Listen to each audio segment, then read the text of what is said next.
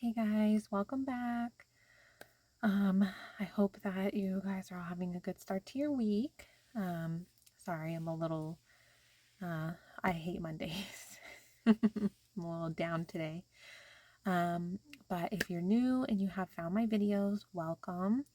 I'm hoping that you clicked on my video because you are also interested in bringing God into your life, and part of that is reading the Bible. And God guided me to sharing my journey with reading the Bible for the first time. And I I really think that like if you are finding God is like, hey, it's time to bring me into your life, and you feel like you're ready to give the Bible a chance, please join me on this journey. I have some people that have been helping me along the way in the comments, and just, so you don't feel maybe so alone while going on this journey, because it is difficult and reading the Bible is a little hard sometimes. And I don't mean just understanding it, I mean like also just reading and hearing what the Bible has to say. It's a little like sometimes a little alarming, and you're just like, whoa, what is God trying to say here? But anyways, so please join me. You're welcome to start now or at the beginning. If you go on my channel, you'll see the playlist of all the videos from day 1 on. Day 1 and 2 are the only videos that don't have the recording of the chapters for those 2 days. Unfortunately, I did not start that till day 3, so I'm so sorry about that. But okay, guys, let's get started. We're currently on Judges, and we're actually almost done. I think there's only a couple more, I believe, chapters left. I don't think Judges was very long. So let's get started.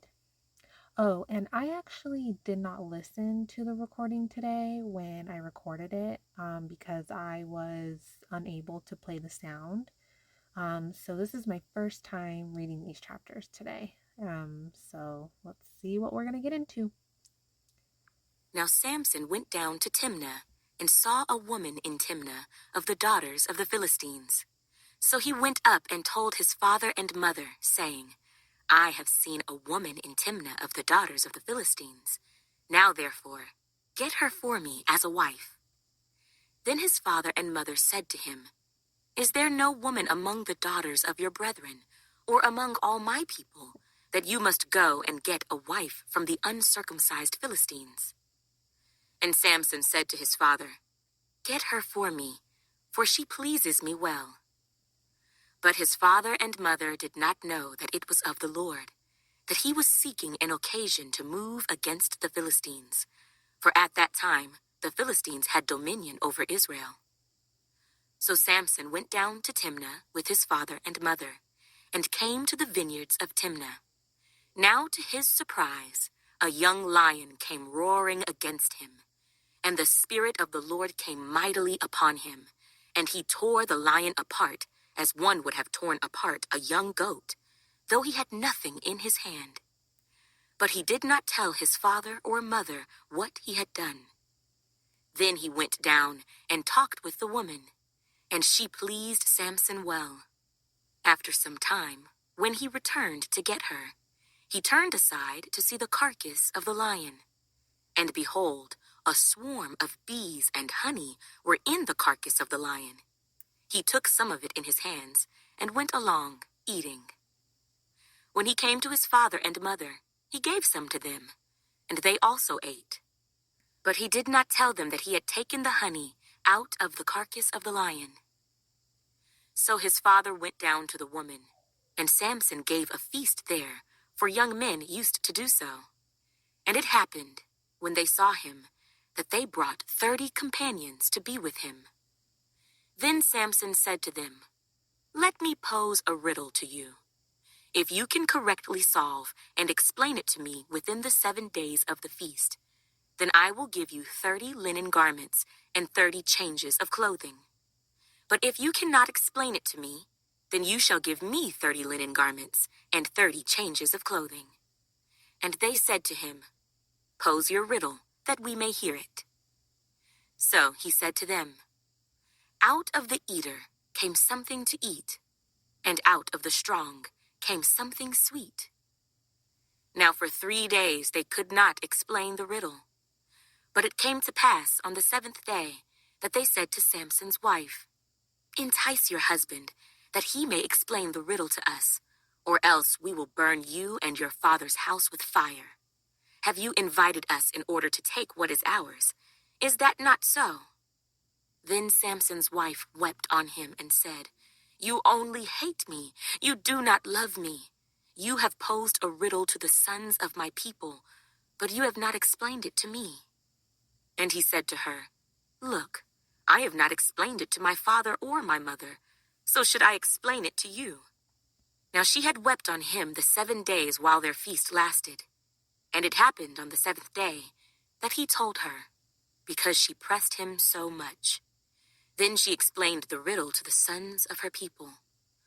So the men of the city said to him on the seventh day, before the sun went down, "What is sweeter than honey, and what is stronger than a lion?" And he said to them, "If you had not plowed with my heifer, you would not have solved my riddle."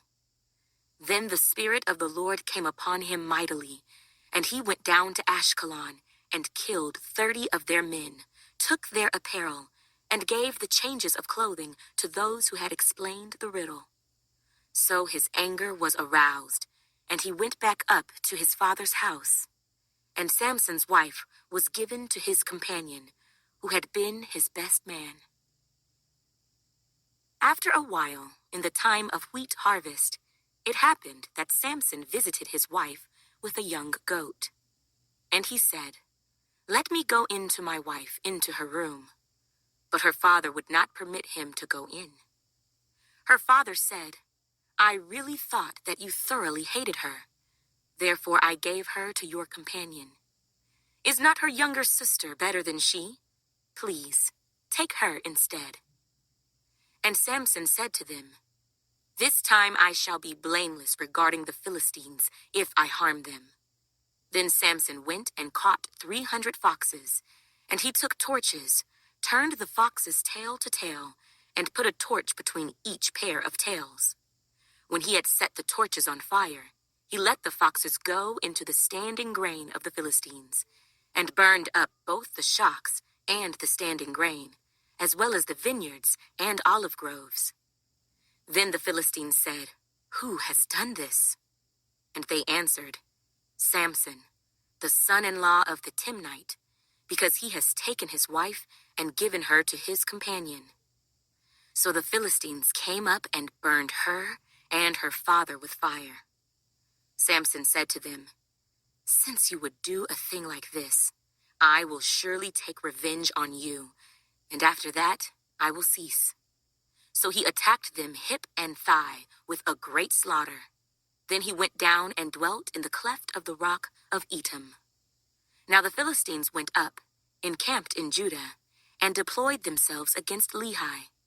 And the men of Judah said, "Why have you come up against us?"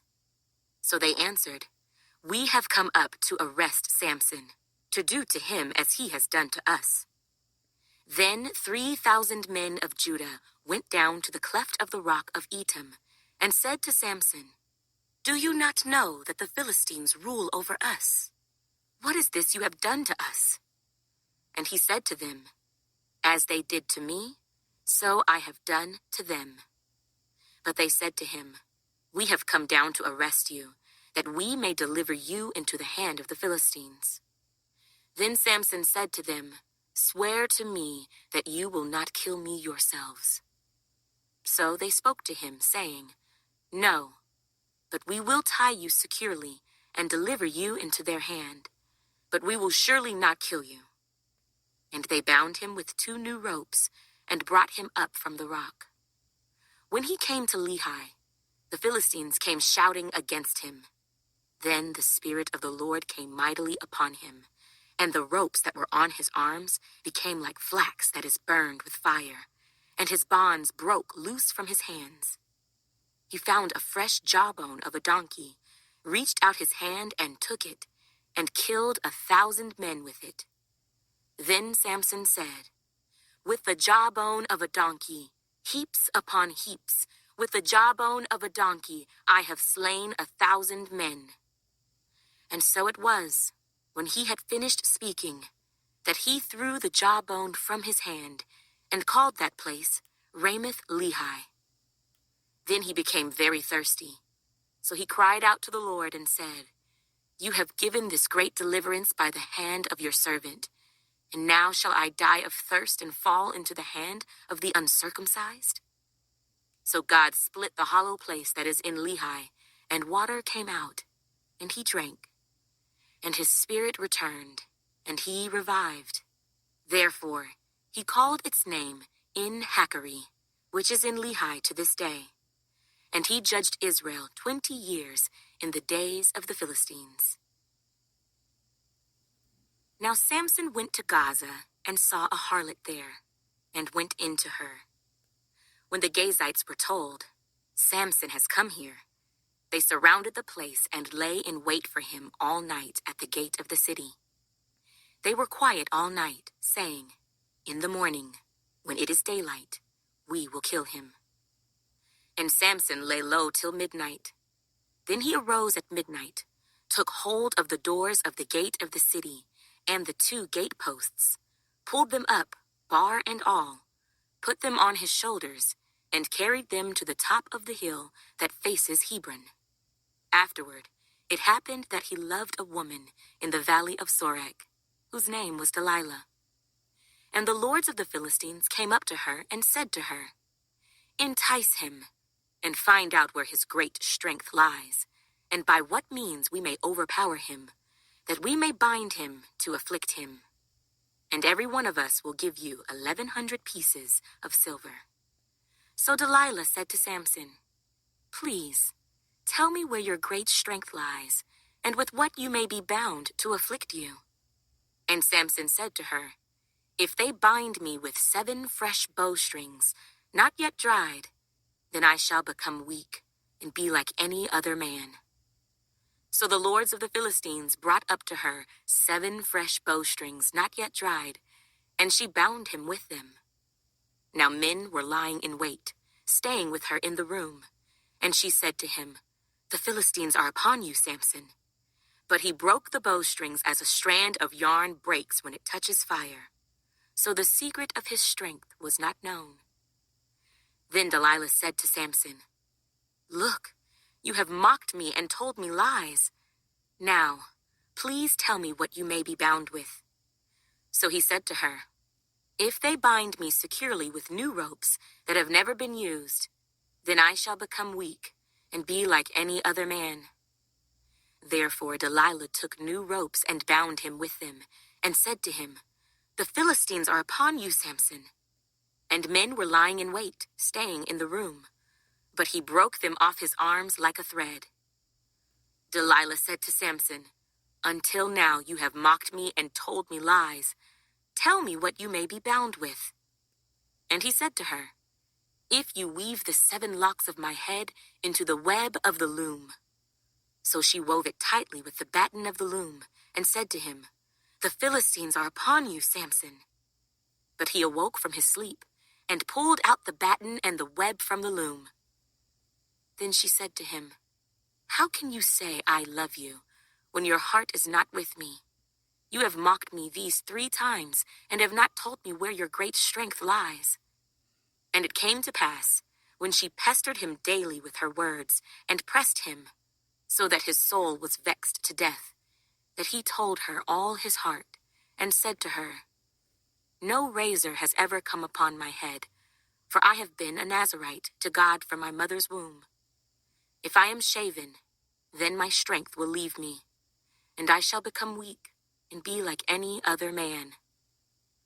When Delilah saw that he had told her all his heart, she sent and called for the lords of the Philistines, saying, "Come up once more, for he has told me all his heart." So the lords of the Philistines came up to her, and brought the money in their hand. Then she lulled him to sleep on her knees, and called for a man, and had him shave off the 7 locks of his head. Then she began to torment him, and his strength left him. And she said, "The Philistines are upon you, Samson." So he awoke from his sleep and said, I will go out as before at other times and shake myself free. But he did not know that the Lord had departed from him. Then the Philistines took him and put out his eyes and brought him down to Gaza. They bound him with bronze fetters, and he became a grinder in the prison. However, the hair of his head began to grow again after it had been shaven. Now the lords of the Philistines gathered together to offer a great sacrifice to Dagon, their god, and to rejoice. And they said, "Our God has delivered into our hands Samson, our enemy." When the people saw him, they praised their God, for they said, "Our God has delivered into our hands our enemy, the destroyer of our land, and the one who multiplied our dead." So it happened, when their hearts were merry, that they said, "Call for Samson, that he may perform for us." So they called for Samson from the prison, and he performed for them. And they stationed him between the pillars. Then Samson said to the lad who held him by the hand, "Let me feel the pillars which support the temple, so that I can lean on them." Now the temple was full of men and women. All the lords of the Philistines were there, about 3,000 men and women on the roof watching while Samson performed. Then Samson called to the Lord, saying, "O Lord God, remember me, I pray. Strengthen me, I pray, just this once, O God, that I may with one blow take vengeance on the Philistines for my 2 eyes." And Samson took hold of the 2 middle pillars which supported the temple, and he braced himself against them, one on his right and the other on his left. Then Samson said, "Let me die with the Philistines." And he pushed with all his might, and the temple fell on the lords and all the people who were in it. So the dead that he killed at his death were more than he had killed in his life. And his brothers and all his father's household came down and took him, and brought him up, and buried him between Zorah and Eshtaol in the tomb of his father Manoah. He had judged Israel 20 years. Man, so some brutal chapters, weren't they?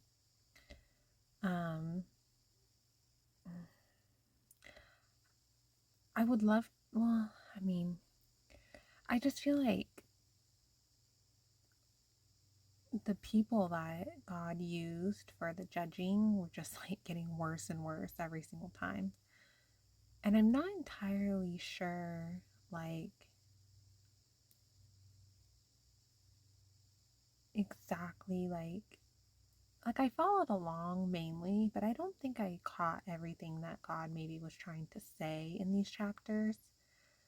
But, people spend their whole lives, learning from the Bible. You're never going to know everything. Like, and I'm sure God, uses different situations in your life when he's trying to tell you certain things, so maybe you'll read one chapter one day that, he means something, and then you read it another time, and then God's trying to give you like another like thought or message through that chapter that applies to whatever in your life that you're going through. So I feel like even though like maybe I don't fully follow everything that happened today, this is my first time reading the Bible, and I am a little like, I go through waves where I feel more connected with God than I do other times, and I feel like I'm going through a wave right now where I don't feel connected to God. Because like yesterday I mentioned how like I went to church and I just did not understand. I did not connect with like these people. I didn't understand the over dramatic crying and talking out loud, and I didn't understand any of it. I didn't connect with any of it. And then like I just like I feel like there's a part of me that's like why did God create us, like, and I prayed about this yesterday after I made my video. So I don't know, I'm just gonna have to keep praying for it, because Like, I don't want to feel like conflicted or like, I don't want to say like mad at God, but I'm also kind of like not feeling the love there. I'm feeling more just kind of like, what the heck, you know? Like, I don't know. I don't know why there's a disconnect right now. I don't know what's happening. I don't know what's going on there. I don't know. But I'm going to keep reading the Bible and I'm going to keep praying and I'm just going to keep asking God for help because I think that's like really all I can do right now. So, okay, guys, I will see you tomorrow for tomorrow's chapters. Have a great night.